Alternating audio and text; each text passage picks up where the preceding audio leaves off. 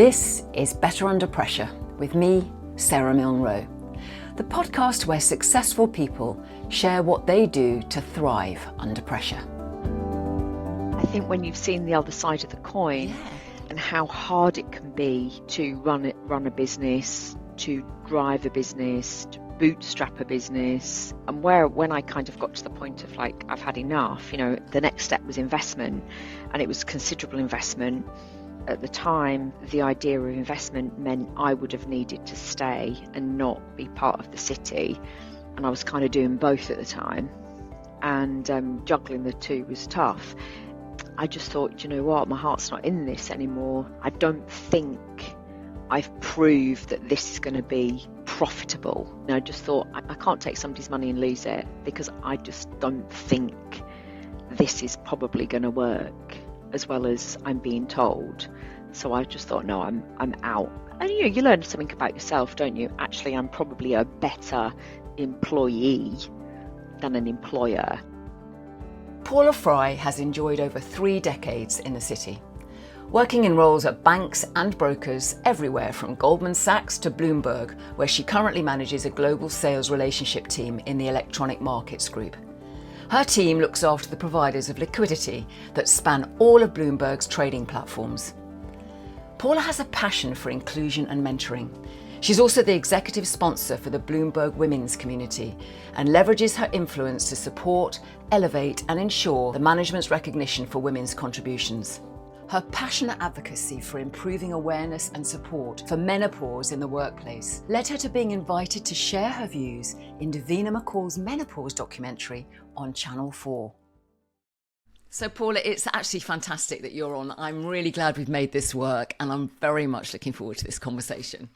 Me too. So I've been looking and reading all about you, and actually, when you think about like markets and financial markets and all of that sort of world, I suppose, the immediate thought is, well, that's full of pressure. Is it? Do you know what? I'm sure if you work at like Tesco's or Marks and Spencer's or whatnot, or you're a hairdresser, I'm sure everyone's got a different type of pressure, haven't they, in what they do. It does depend on what you do, I guess. So if you're working in financial markets and you're a trader, yes, there's a huge amount of pressure on you to make money. And if you're leading big teams, you have responsibilities for the people that report to you and whatnot. So I think with anything, it's all subjective, isn't it? So is it more pressurized than any other environment? It can be, because there's an expectation, I guess, of maybe the hours that you work. We're early starters in financial markets. And again, that depends on the region that you work in. If you work in Asia, for instance, you might have to take night calls 3 or 4 nights a week. So, that can be quite stressful for guys out there, which might have to work till 10 o'clock sometimes. So they're long days. So whilst I don't think it's exclusive, I think if you ask anyone in financial markets, we like to think it's more pressurized than other environments. I'm sure it isn't. Yeah, well, you made a distinction there between, you use the word stress, and it's interesting about that. I mean, do you think stress is the same as pressure? Because I wonder, because some people's relationship with pressure is very different from their relationship with stress. I think for me, pressure is a far nicer way to describe it. I don't particularly like the way, I'm going to point at my Aura ring, says when I've had a stressful day, because what my Aura ring will say to me is I could have been at a party, or I could have been having fun, and it says you've had more stress than normal today because my heart rate's been going up. I wasn't stressed at all. I was having an absolute gas. So I think sometimes like reframing stress maybe as pressure. I mean, I know, look, I have deadlines, I have things I need to do, I've got places I need to be, I travel a lot. All of that can be pressurized and or stressful. I prefer not to, I don't ever use the word stress, I don't think, anymore. What I tend to use the word is overwhelm. And now and again, I do, if I feel overwhelmed, I just check in with myself for like why I feel like that. And there could be a number of factors that might make me feel overwhelmed. But I try and recognize that rather than think, oh my God, I'm so stressed. But no, I think they're linked, but I think it's a nicer way to just to describe it, almost pressure, I think. Bit of pressure's good. Ah, tell me more about that. Because I mean, honestly, when I look at your career, you've had a really interesting journey. Starting with travel and ending up where you are, and all the sort of bits in between, and all the other beautiful things that we do, we'll talk about. But when you say pressure is good, I mean, I believe that too, Paula. Like, I think there's a real energy in pressure that if you can connect to, can incredibly enliven you. And I'm wondering, what does that mean to you when you see, oh, pressure is good? How does that manifest for you? If I'm having a super quiet week, by the way, I can't remember when I had one of those, but if things are just like run of the mill and whatever, and then there's a bit of excitement goes on, and that can be a problem. It can be somebody coming to me with an issue. It could be all sorts of things. Certainly when I was a trader, it could have been, financial markets going crazy. I think you probably get a little bit hooked on the adrenaline that kicks out. But a little bit of pressure for me, like I'm one of those people that if I've got a book of work to do, I kind of like to feel the dragon breathing down my neck to be like, I need to get this done, else I'm not going to do it. I think if you say to me, oh, you've got October to do this, I would be like, okay, I'll leave that till October the 1st. You know what I mean? Or the end of September. Whereas Yeah. actually, I think pressure helps me perform actually. It does help me perform. And I think getting up and, it's what drives me really to come into work every day and do what I'm doing is a little Yeah. bit of pressure. I don't think it's Yeah. a bad thing. I harness it in the sense of I use it to my advantage. I mean, pressure day in, day out, 24 hours a day is going to catch up and come back and bite you on the bum, I think.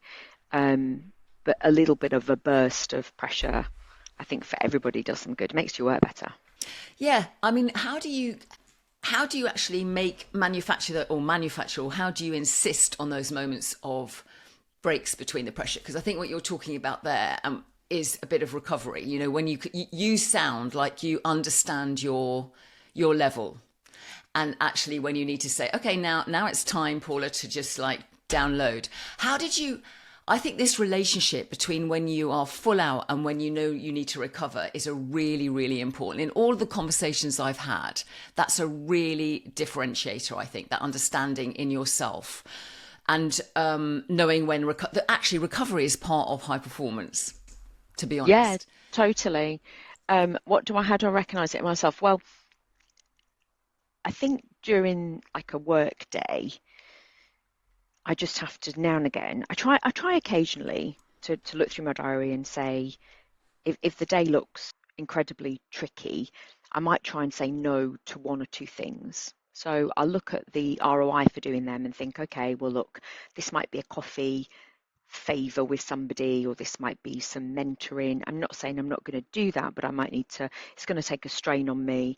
And, I will have to move things around. So I try and do that every day, actually, with some success.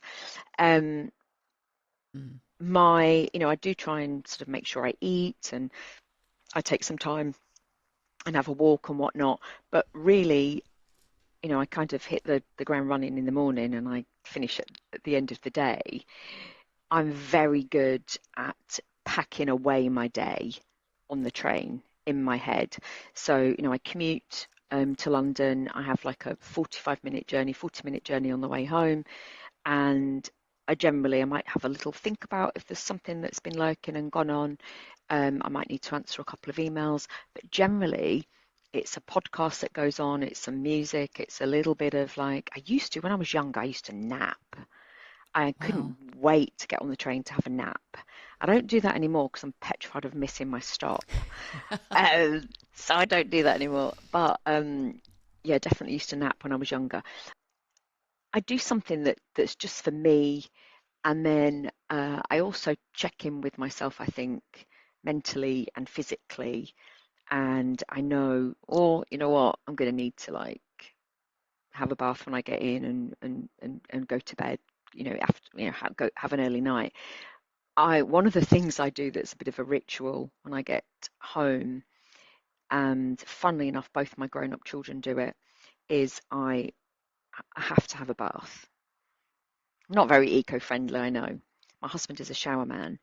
Me and my kids were obsessed, and I think it was because when they were little, that was the thing we did when Mum got home from work. I bathed them. Sometimes I'd be in with them when they were little, or what happens now is kind of, I mean, kids, certainly my daughter's not at home anymore, but if my daughter is down for the weekend, I'll be in the bath and she comes and sits on the toilet and we chat. We still do that. She's 30. That's my unwound. That like the way I unwind. That is kind of like I wash away the day. I it's 10, 15 minutes and a lovely, glorious bubble bath that I have. That's my ritual. And I wash away the day. And I'm very good at like thinking, do you know what? I'll think about this tomorrow.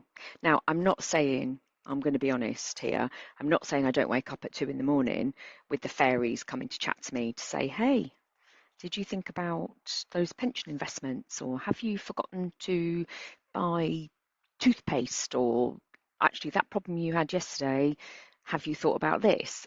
I'm not saying that I don't sometimes wake up in the middle of the night. I try and ignore, park it, and go back to sleep.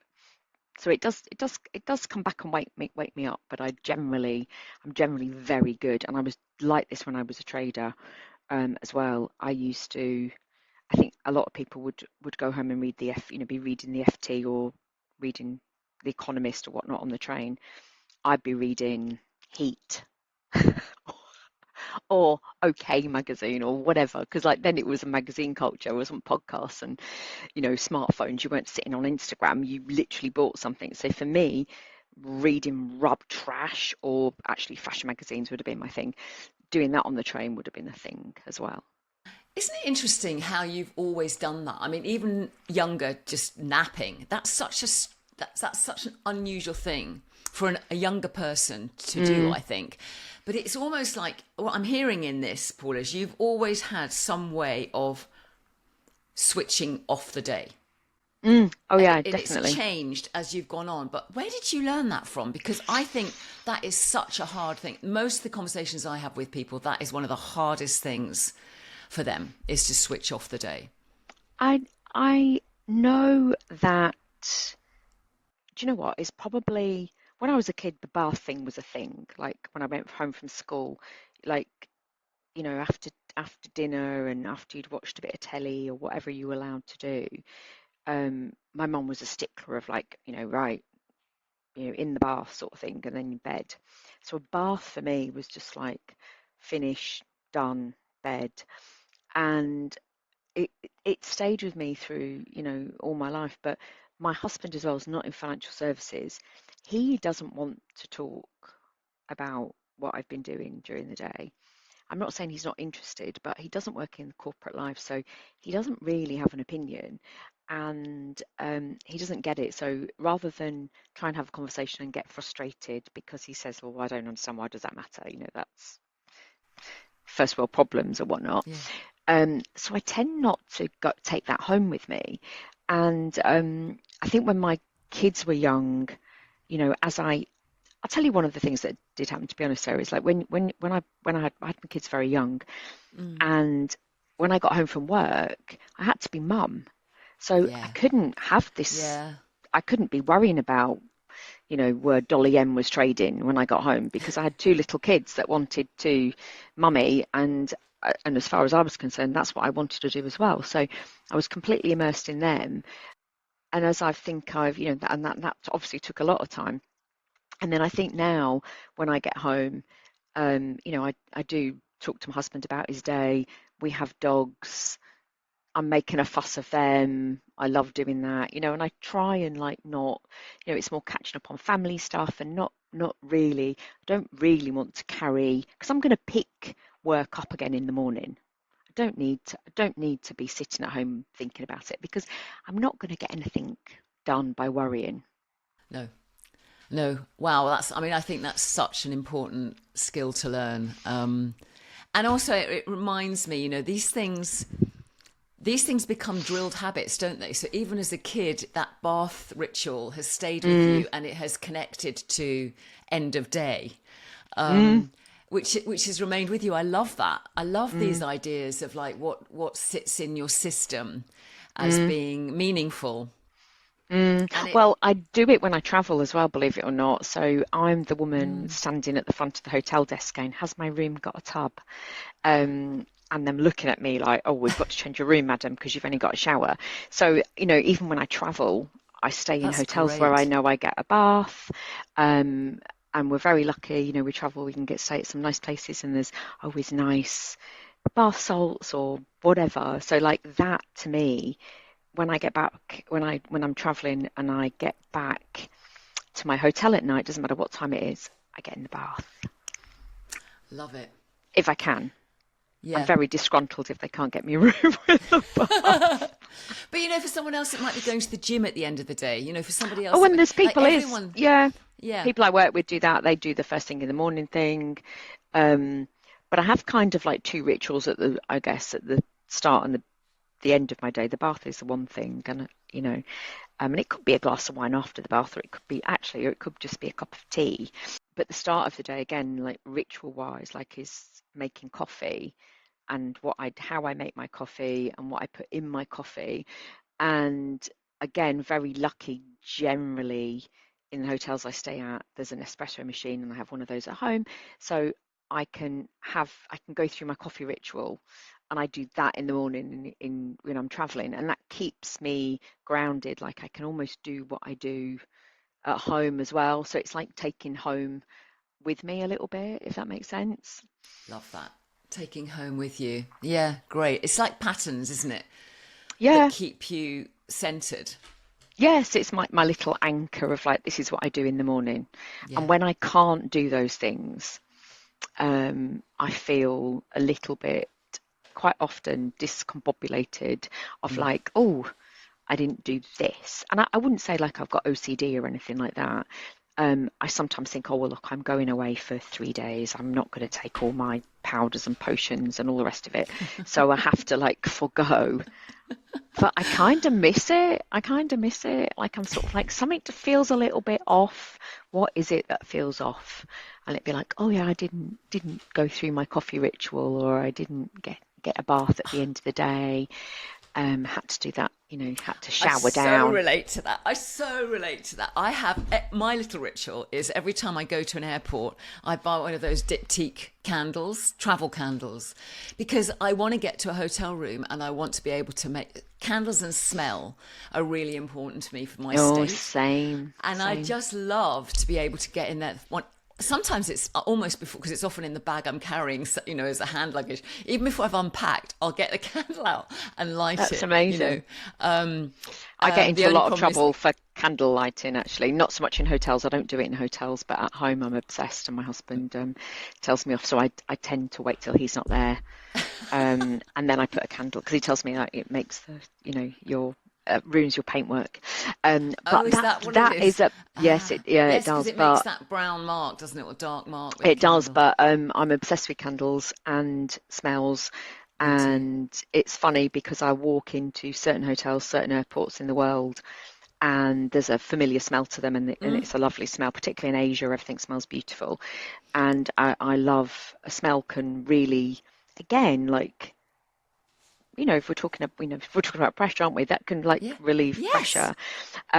So on a weekend, that's sort of almost, I don't often do it, actually, I don't do it in the week.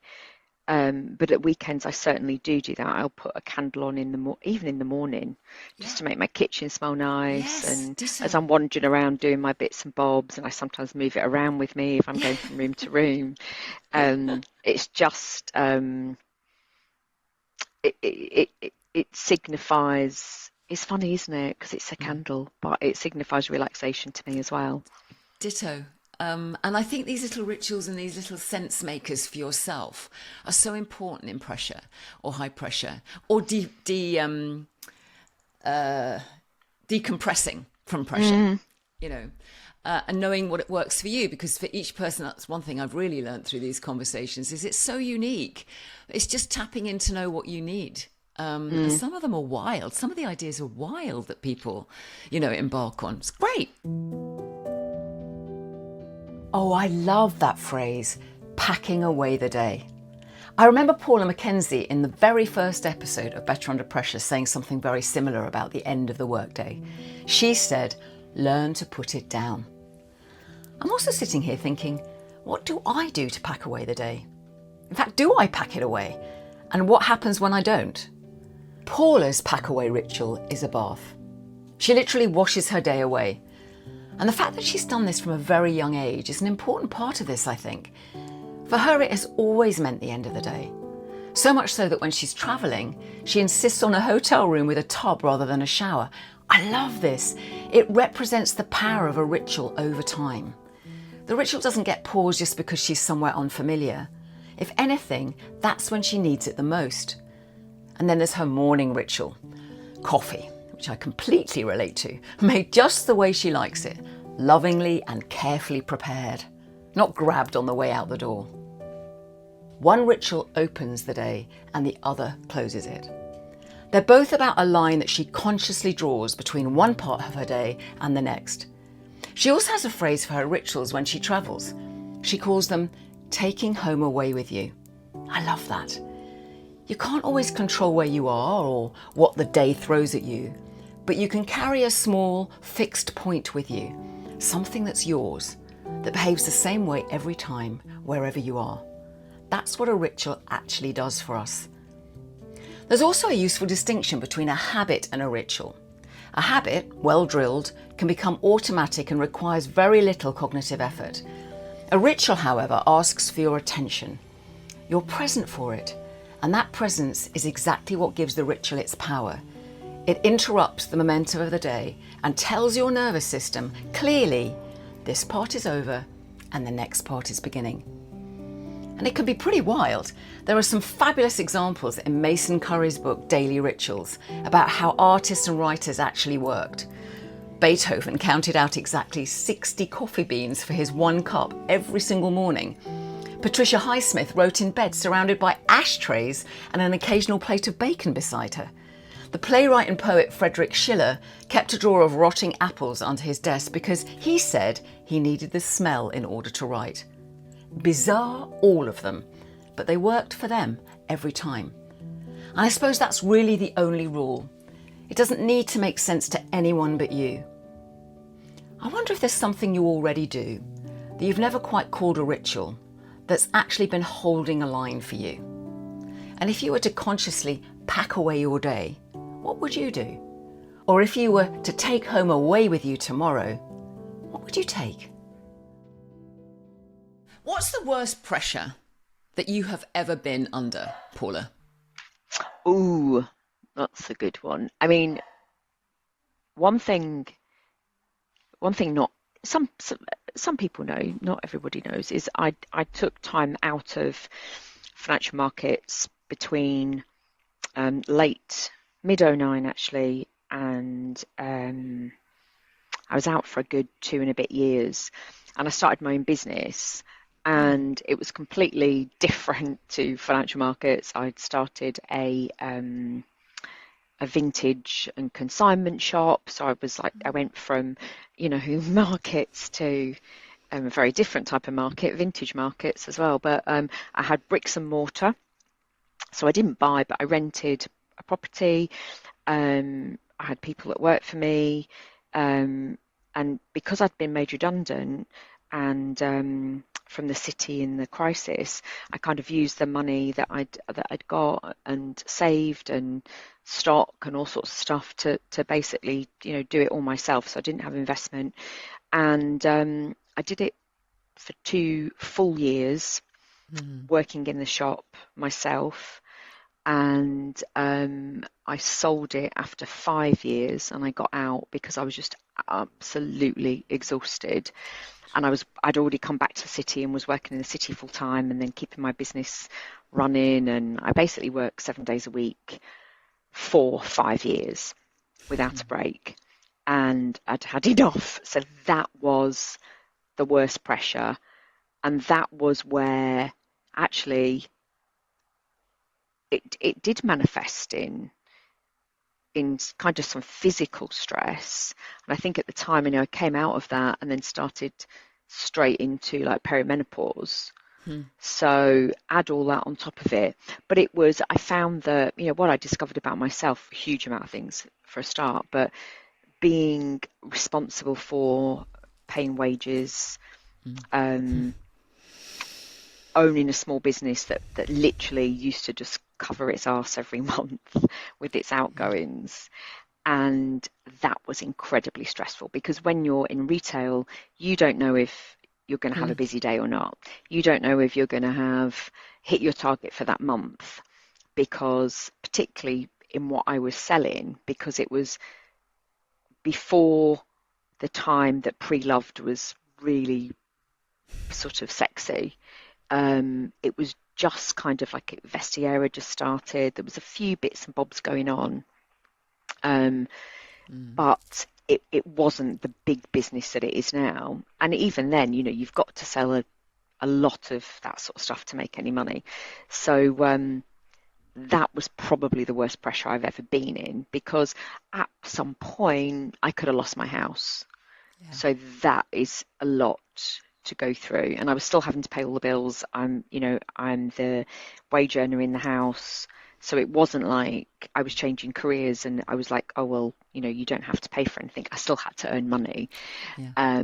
So that was probably the most stressful period, I think, of certainly the first 2 years were very stressful, but I felt when I got rid of it, once I'd made the decision to get rid of it, I felt once I'd made that decision, such a huge relief that this is the right thing to do. So once I'd got over the fact of feeling like I'd failed, and I didn't fail at all. I didn't fail. I had a really good crack at it, a proper good crack at it. But I learned an awful lot about myself during the time of doing that. So, whilst it was, would I go back? Would I change that course of my life? No, I probably wouldn't. I would go through it again. What do you think are the key lessons that experience gave you to help you then go back into the world that you're now operating in and be the leader that you are in that environment? I think a huge sense of gratitude for the business that I'm in. I do really enjoy it as well, and I did enjoy it before I left. But when I left in the financial crisis, the city wasn't the same and it was miserable. And I think when I came back, I had a renewed love of it, let's just say, rather than, I think when I left, I was probably a little bit exhausted and a bit, I'd got made redundant, so I was a bit demoralised. And funnily enough, when I came back, and I was super happy to be back in corporate life, and of course all the people that were still there who'd not had an experience like I did of doing something different don't have quite the same perspective as I have. So I think it gave me a different perspective and made me actually appreciate kind of what this industry is and how much I love it. And whereas I thought doing something that was my passion, which is fashion, I love clothes, I thought that would be super fulfilling, but actually ultimately ended up it wasn't. I love that you did an experiment like that though, because often it's through those experiments, because you possibly would have, it's so interesting because when I do a lot of work with legacy, people who are thinking what's next, or there's an itch for something. And I think it's what I love about story is that you listened to something, you tried it, you went with it, and so therefore, in a way, coming back to what you well, there's two things I'm hearing in your coming back. Your coming back is that you came back with a different energy into an organization where other people didn't have quite the same energy. So I'm sure that had an impact, actually, a real Yeah, it positive impact did. on other people I was as well as probably really yourself. annoying, to be fair, because I come back with like, oh, isn't this great? And everyone's like, really? Um, but I think when you've seen the other side of the coin, Yeah, like, and how hard it can be to run a business, to drive a business, to bootstrap a business, yeah, and when I kind of got to the point of like, I've had enough, it was the next step was investment, and it was considerable investment. And I was just a combination of, at the time, the idea of investment meant I would have needed to stay and not be part of the city. And I was kind of doing both at the time. And juggling the two was tough. And I just thought, you know what, my heart's not in this anymore. I don't think I've proved that this is going to be profitable. Do you know what I mean? I just thought I can't take somebody's money and lose it, because I just don't think this is probably going to work as well as I'm being told.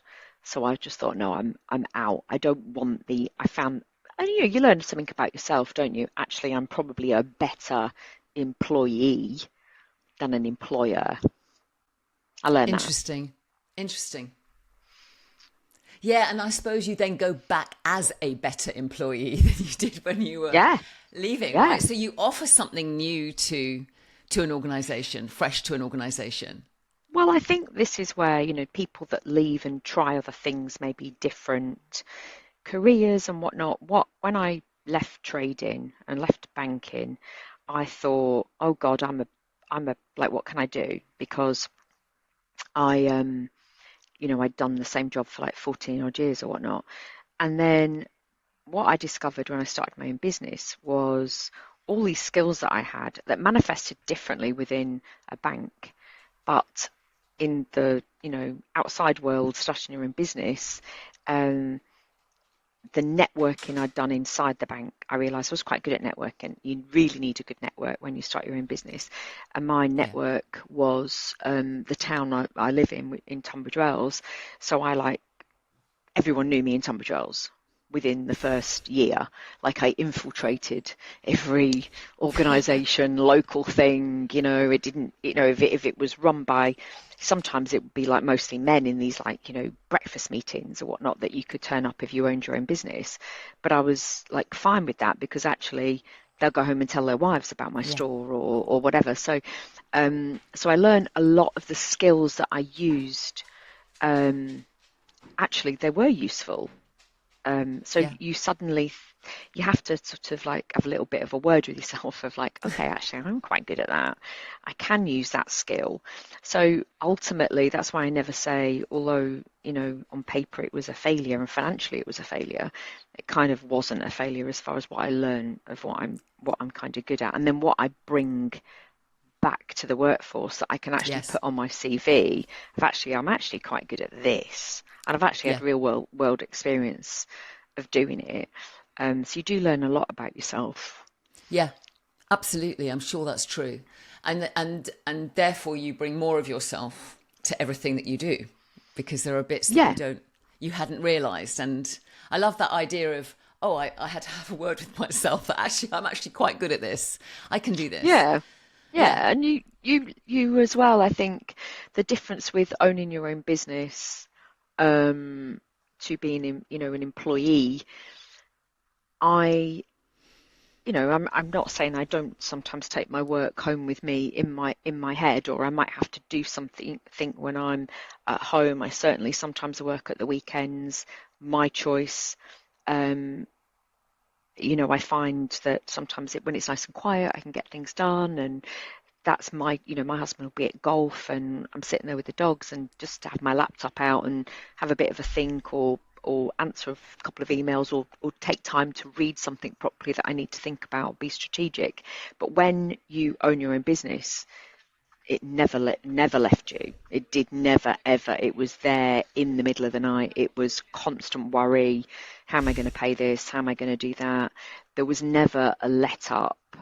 And I think that's what I came back to work with as well when I came back as an employee of like, God, I don't need to worry about paying wages or whether I get paid for a day off or whether I can have a day off. That was an issue. Like when you've got bricks and mortar, it's different if you've got an online business, but if you've got bricks and mortar, you can't have a day off. You can't just shut your shop for the day. You've got to be open. It says on the door you're open 9 till 6 or whatever you were, 6 days a week. So that has to be staffed and you have to pay for it. Yeah. Well, a good 5-year experiment. Because you do champion women a lot, don't you, in the work that you do now, in the financial business? Yeah, because we're still in general, certainly at leadership level, I think there's less women. There's women that come into financial markets for sure, and there are plenty of women that work in banks and whatnot, and fintech, which I do, but it can be hard to encourage them to come into something that they feel is a very male-dominated environment. So they feel like it's going to be very testosterone fueled. So I used to do milk rounds when I was in banking, and I used to go to a lot of the unis as kind of and you can imagine going into university as like somebody that works at Goldman Sachs. You were mobbed by all these young men who wanted to be traders, but trying to get women to come and talk to you about that was very tricky, very, very tricky. Now a lot of it is, for me, so I work with like I'm an co-executive sponsor of our women's community where I work here at Bloomberg, but in the market in general, what I've championed certainly over the last I would say 7 or 8 years has been perimenopause and menopause in the city, to make sure that women find it some comfort that they can talk about it. So it was very tricky at the start to start talking about that because nobody wanted to listen, and I'm talking women didn't want to listen either. Women didn't want to talk about it. And now it's a lot. Why is that, do you think? Well, I think there's a feeling if you're 43 or 44, whatnot, you don't want people to think you can't do your job. There's a bit of that. I think women don't recognise what it is. I think now the more we talk about it, women are getting a bit more with the programme. But I mean, I still get women that are 50 and come to me saying, oh, I don't feel right and I feel this and this and I can't do my job properly. And do you think it might be perimenopause? I'm like, are you mad? You're 50. Like, I started my symptoms when I was 42, 43. So, but I think women, there's a feeling, and in the States, it's particularly this feeling of like you're admitting that you're done, you're over the hill, you're an old crone, or whatever it is, which actually, if you get your hormones right, and all the other things that go with it as well, by the way, it's not just that, but it it's holistically. You look at your health. I mean, I generally feel no different than when I was in my 30s. But did I go through that horrible period for a few years where I thought I had dementia because I couldn't remember what I was doing? Which, when you work in an organisation where you need to be like on it, is a problem. But I just think women still feel, I've often talked to women that go, oh, no, I've there's nothing wrong with me, I'm fine. And it's clearly they're not. So we have to talk about it more, particularly in, it's not just financial services, by the way. So, I mean, you get women nurses, you get doctors, you get lawyers, you get all these women leave their jobs because they don't think they're capable of doing it anymore. Yeah. So you're igniting a real conversation, have been for a while, around this, haven't you? Totally. I mean, I did the second documentary with Davina McCall, because I got to know Kate Muir, and who's an amazing woman and an advocate, and just campaigns tirelessly for perimenopause and menopause and highlighting that across everything, not just women in business. But when I did meet Kate, I just said, like, could you talk about women in financial services? Because we're just an area where no one wants to talk about it. It's a very male-dominated environment. It's uncomfortable, probably. Like, men don't know how to tackle it.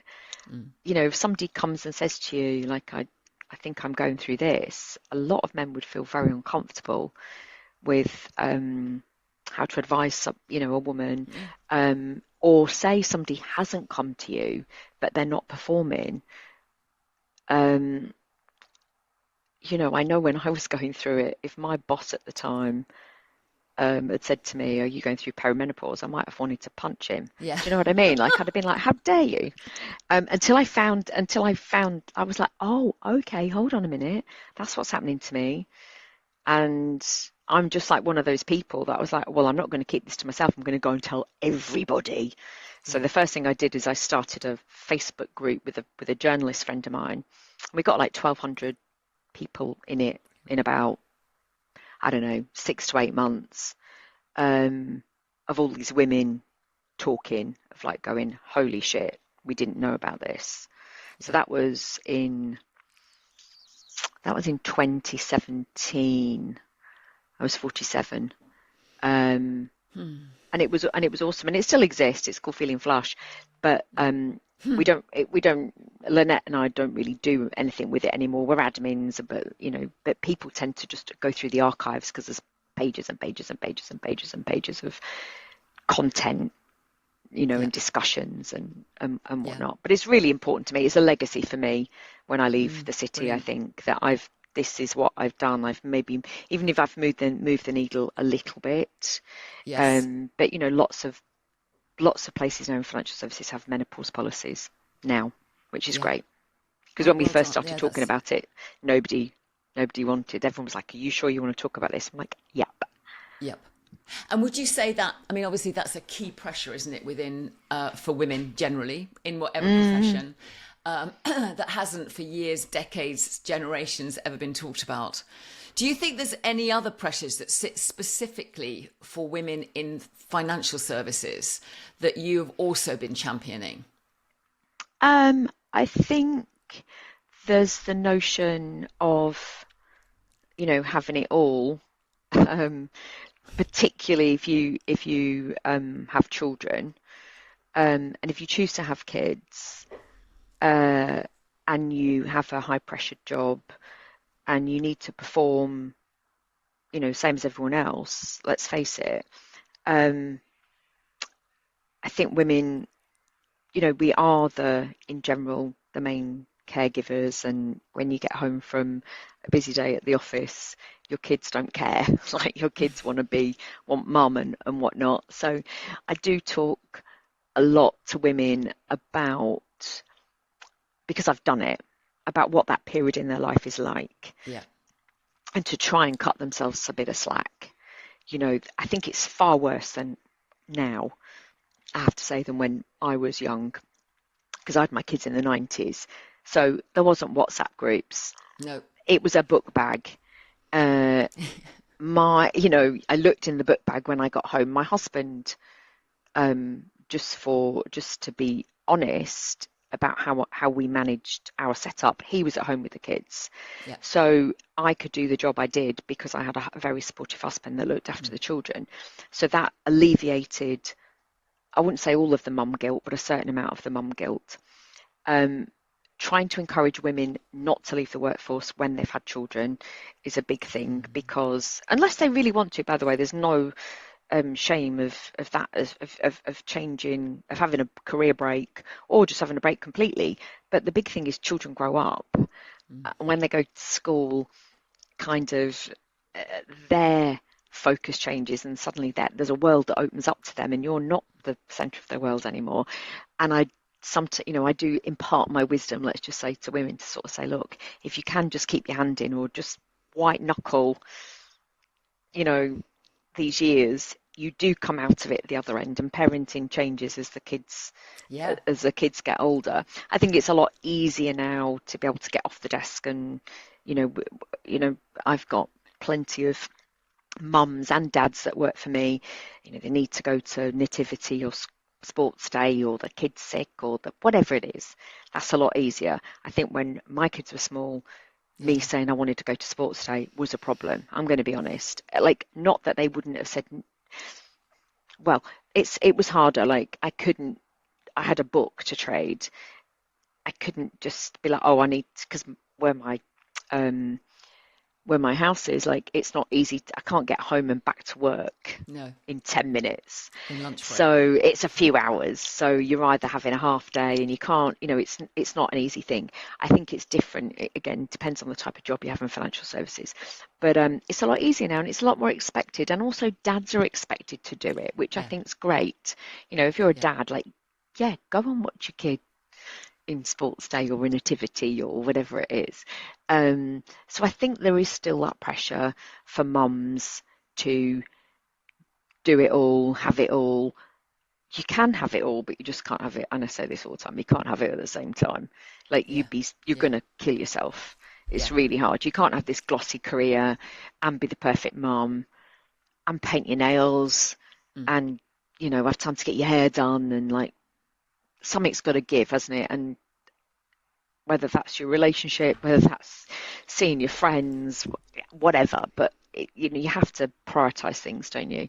So I think what I do impart as an older woman, I do impart as much mum wisdom as I can, of like, don't feel guilty, because you know what, they grow up and they're fine. And my kids are bloody amazing, and I wasn't at home, and neither of them suffered for it, and they just think being a kick-ass working mum is brilliant, and that's awesome, and they're not gonna, they never ever suffered for it. They're very well-rounded kids. I'm hearing so much in this, Paula. I'm hearing that you've got a job that you feel really grateful for, actually, and obviously you add a lot of value to. But also I'm hearing that around that, the periphery is you get a real sense of purpose, meaning, you called it legacy, in what you're doing with the women, championing the women, particularly through the conversation, opening the conversation, being bold about the conversation about menopause and perimenopause, and how that impacts a woman's ability to feel strong at a particular point of her career, her life, and not feel like there's something now that is either wrong or actually marks the end of something. Because you've got, if you think about the amount of experience that women in the 40s and 50s have, and whatever job you're doing, if you're good at it, you've done it for a long time, the knowledge that we lose out of industries where women are like, I don't think some women are literally saying to me, I just can't do it, I'm tired, I'm not sleeping, I'm stressed, I've got insomnia, I've got all these physical conditions, and it's awful, and I hear it all the time. It's heartbreaking, and some women feel that they're sort of like waving the white flag, giving into like doing HRT and whatnot, or actually it gives you if you can take it, it gives you your life back. It does. And that's what's worked for me. No, I'm really hearing that. And so one last question before I go to the last two. When you have a younger, say, person in your organization, and male or female, saying they're under pressure, nothing to do with menopause, but they are feeling the pressure, A, are they honest about that? And B, what do you say to them? Well, that happens, a reasonable amount, I would say, as a leader. And it can be people in my org, and it can be people in different parts of the firm. It can be even my clients, right? So I tend to, I've got a couple of clients that I might, younger clients that I mentor and whatnot. Generally, somebody's let something get bigger than it should have been. So again, I think people find I do say the same thing all the time, and it's really boring, but it's true. We don't save lives, like, we really don't. So perspective is the biggest thing I think I have as a experienced person, where I can just say, let's like just get some perspective. So if it's because we're, I need to understand what's happening first, like why are they overwhelmed? What's going on at home?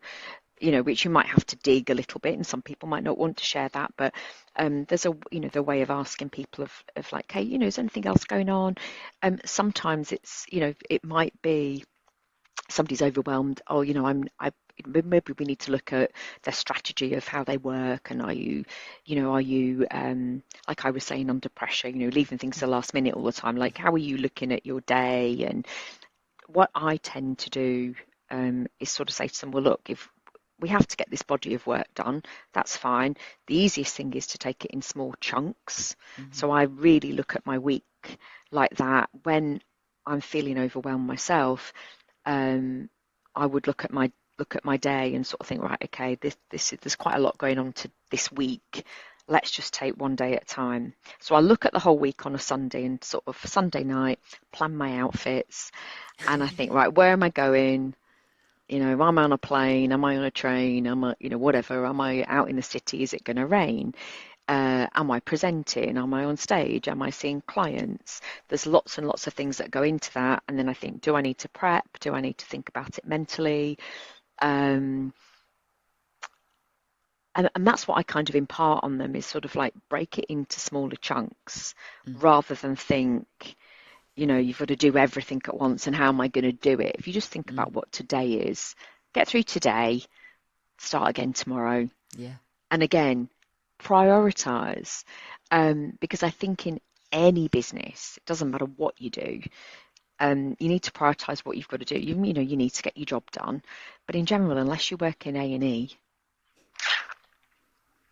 like nothing, you work in a job where time matters because you save somebody's life. We don't do that. No. We don't do that. So put it in perspective. Yeah. And also, I love the phrase, the bigger the overwhelm, the shorter the horizon. And that's sort of what you're describing there, isn't it? Like, just shorten the horizon to something really tiny that you can control. Yeah. Yeah. Well, I sometimes reflect on my year, and it's generally when I'm doing my own look back for my boss towards year end of of saying, right, this is what I think I've achieved or done or whatnot. And I tend to go back and I look at my diary over the course of the year. And sometimes I when I write it all down, and I think, oh God, didn't realise I did all that, because I kind of like pack it away. I've done that, tick off. I don't dwell on it again of like, I did that in, February was a particularly shitty month or anything like that. I don't ever, it's done. Feb's gone. I'm off. I'm into March and April and whatever. I'm not even worrying about what happened at the start of the year. I'm always kind of looking forward. So that's what I tend to do, is just calm down. It's fine. Yeah. Calm down. It's fine. Great. When we spoke in preparation for this, I noticed, because you were slightly closer to the camera, that you had about my necklace. Yeah, and that it had grateful written on it. And I don't think you can see it very well. I don't think I can now, but you and I had a sort of small discussion about how we connected on the fact that when jewelry says something, literally says something, and you're wearing it close to your skin, how permeating and how helpful that is. It's back to a ritual, I suppose, really. But just tell me about the significance of that around your neck, Paula. So it's not, I don't wear it every day. My daughter bought it for me actually this Christmas. She knows me very well, and she, again, it probably is one of my annoying traits, but it is one of my traits, is I constantly say to, when she's getting anxious about anything or worrying about anything, I sort of say, right, calm down, like no one's died, but let's look on the bright side, because this has not happened, or that's not happened, or actually, well, at least if it happens now, then, whatever. And I always try and look on the good side of something. If we're stuck in a traffic jam and my husband's effing and jeffing, I'll say to him, like, well, at least we don't have to be anywhere, or look, we're not in that accident that's causing the traffic jam. Like, it's no point, us getting upset about it. So ultimately, for me, gratitude is just a way of flipping when bad things happen, of be like, okay, well, look, at least that's not me. Getting yourself bent out of shape when you can't really control is not going to help anybody. So I think that's how gratitude plays out for me. I have like a gratitude journal. I don't use it every day. I dip in and out. I might use it for a week. I might not use it then for 6 months, and I forget about it. And then I pick it up again and I read it and I think, oh, right, I was writing about that. And it can be me being thankful for things, but also I use it to manifest. I write things down. And they can be things that I want, things I want for my husband, things I want for the kids, whatever. So that's what it kind of means to me. But it means obviously even more because Abby brought it to me. Yeah, I love it. It was really shocking. My business partner has he reminds me a lot when he says, my mother would say, just count your blessings. And it sounds so like tokenistic, but actually if you really do count your blessings and every day, there's a lot to be grateful for, isn't there? However bad the situation might be. And that to me is a habit. It's a habit, and for me, there's always somebody worse off. Yeah. There's always somebody worse off. So actually it's a good way of reframing if things are, if you feel you're getting stressed by something, it's a good way of reframing, actually. You know what? It's not as bad as that.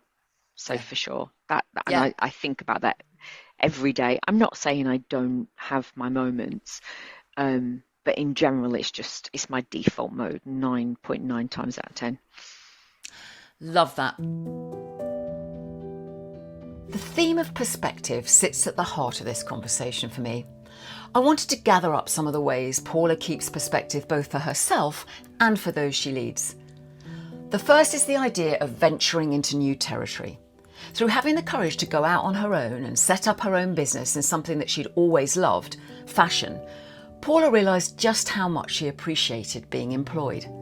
When she made the statement earlier in the conversation that she's a better employee than employer, I remember thinking, wow, that's a statement I rarely hear. Through that experiment, she saw her current reality with fresh eyes. How often do we give ourselves the space and the time to honour a niggling desire that we may have buried?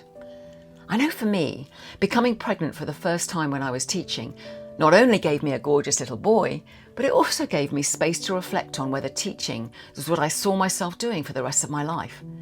So a different outcome from Paula, but the same thing beneath it. An experiment, an affirmation. Is there something you've been circling? An experiment that's worth the risk to discover more about what else is possible? Secondly, she focuses on gratitude, reminding herself and others when the pressure is on that they're not saving lives in the work that they do and that there are always others worse off.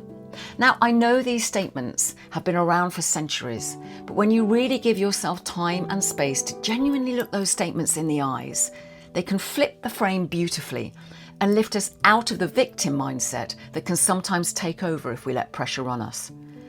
Reframing any challenging situation gives us choice, and choice puts us back into control. As Billie Jean King famously said, pressure is a privilege. Paula wears her gratitude practically around her neck, which I love. But whatever your version of that is, be it a phrase, an object, or something else that reminds you, it's worth keeping it close. Keeping gratitude front of mind or around your neck is a habit worth honouring. So Paula, thank you. We're now got to the point where I ask you two questions. If there was someone listening to this podcast who would love to be better under pressure, what would be your two pay forwards that you would give them? I think it's reframing it. So we've talked a lot about that, of what it actually is. Reframe how you feel about it. Does it really matter? Does it make you better? Like I said earlier, breaking things up into small pieces, not having that feeling of overwhelm of like, I've got to, what's the phrase? It's hideous buzzword, but like boil the ocean, that type of I hate that word, by the way, but it's quite it feels appropriate. So I do that. So I would say, like, try and reframe. And then lastly, I would say, and again, we talked a lot about this, is understand your body. So understand your triggers. What do I know if my trainer comes, and I'm very privileged to have a lady that comes around on a Saturday and a Sunday to beat me and make me exercise. And the reason why I do that is because I hate doing it. And if I've got a gym membership, I've spent thousands over the years of having gym memberships that I don't use. So she comes round to my house. She knows when she walks in the room of what the week I've had, because I'm like that. So I know. So your triggers, like if you've got your haunchy shoulders, are you achy? Are you a bit ratty? There's lots of different things, isn't there? So understanding your body, to me, is the biggest thing. You should be checking in with yourself every day. How do I feel? Am I tired? Am I stressed? Am I grumpy? Is it because I'm hungry? Am I drinking enough? There's all those things. Ultimately, for me, the biggest weapon, and this has been throughout my whole life, to be fair, has been sleep. Yeah, I care about it more than anything. So I can be underfed, under-exercised, even slightly dehydrated, but if I've not had enough sleep, I can live with the others. But the sleep thing's a big thing for me. But that, again, is checking in with myself every day. Have I slept enough? Did I sleep okay? Again, Aura Ring is super for stuff like that. It's been interesting to see, actually, what a good sleeper I am. And that, I mean, the fact that you can wake up at 2:00 in the morning with a thought and then go back to sleep again, that's a skill in itself, Paula, I think. Not always. Sometimes it'll be an hour, but in general, I'm pretty good at it. Yeah.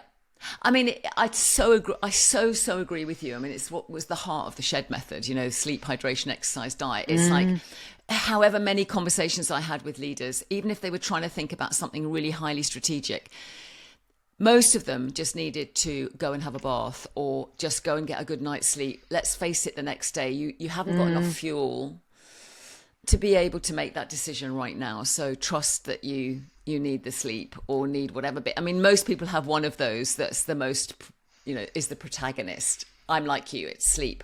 And then exercise is closely connected. But I do love a bit of yoga on the weekends and we do mindfulness, and I'm kind of forced into doing it. I wouldn't do it on my own, but I love the class that I go to, and I've been going to this guy for years, and he's amazing.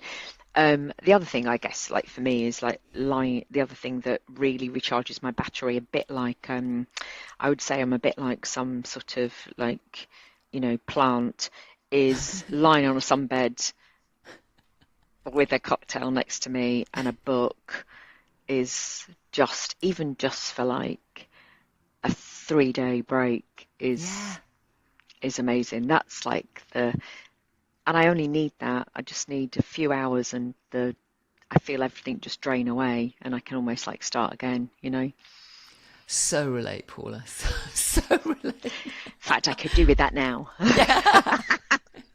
Well, that's a perfect time. Thank you so much for the conversation. I really enjoyed it. Thank you. Me too. Yeah, thanks for having me. Thank you so much for listening to this episode of Better Under Pressure with me, Sara Milne Rowe. If you enjoyed it, please do subscribe and let us know what you found useful or what you'd like to know more about. And don't forget, if you'd like to sign up for our fortnightly Pressure Points newsletter, where I summarise key points from each conversation, you can find a link at saramilnerowe.com. If you're interested in any of the practices mentioned, check out my book, The SHED Method. Alternatively, you can find us at Coaching Impact or me on LinkedIn and Instagram. Better Under Pressure was produced by the fab team at Smart Cookie Media. Thanks so much for listening, and until next time, goodbye.